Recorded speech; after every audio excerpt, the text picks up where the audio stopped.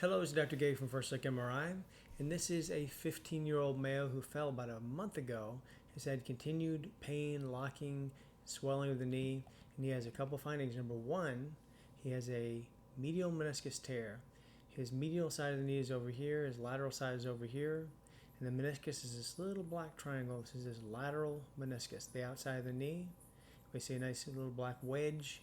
Here's the lateral femoral condyle, lateral tibial plateau.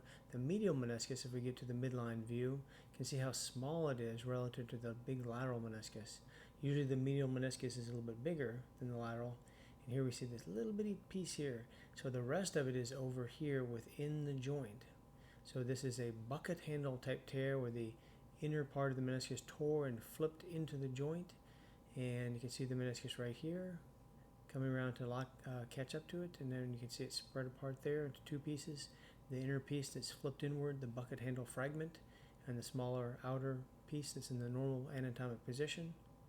You can see it come back together here. Let's see, back over here.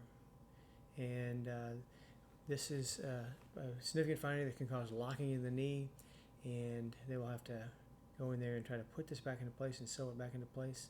Sometimes they are unable to do that and they just have to remove it altogether. And one more finding here is this. There's a foggy area right here. This is the patient's anterior cruciate ligament, or ACL.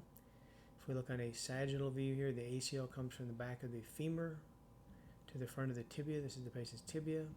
This is their kneecap. And the ACL is not well defined. We don't see a nice dark band. We see the PCL, posterior cruciate ligament, going this way, but the ACL we don't see it. So this is a high-grade sprain of the ACL. I believe there's some subtle fibers still intact, but it's a high-grade partial or near complete tear of the ACL. When it's completely torn, this part of the tibia will drift anteriorly. We call it anterior tibial translation, and with it, when this is relatively normal in position, when you can draw a line from the back of the femur down and it's very close to the back of the tibia, we think that it's probably because the ACL, even though we don't see it well, some of the fibers are intact and is limiting the tibia from going forward.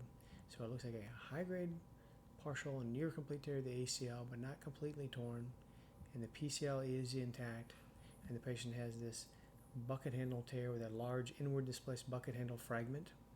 And then one final thing is down here, the patient has a little benign bone lesion. This is the tibia on the medial margin. This is right beneath the cortex, a subcortical lobulated lesion.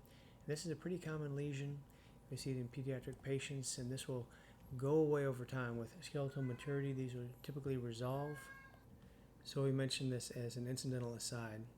This is a T1 weighted view. These are usually small eccentric lesions with sharply defined lobulated margins, and we call them non-ossifying fibromas or fibrous cortical defects. Again, they're benign.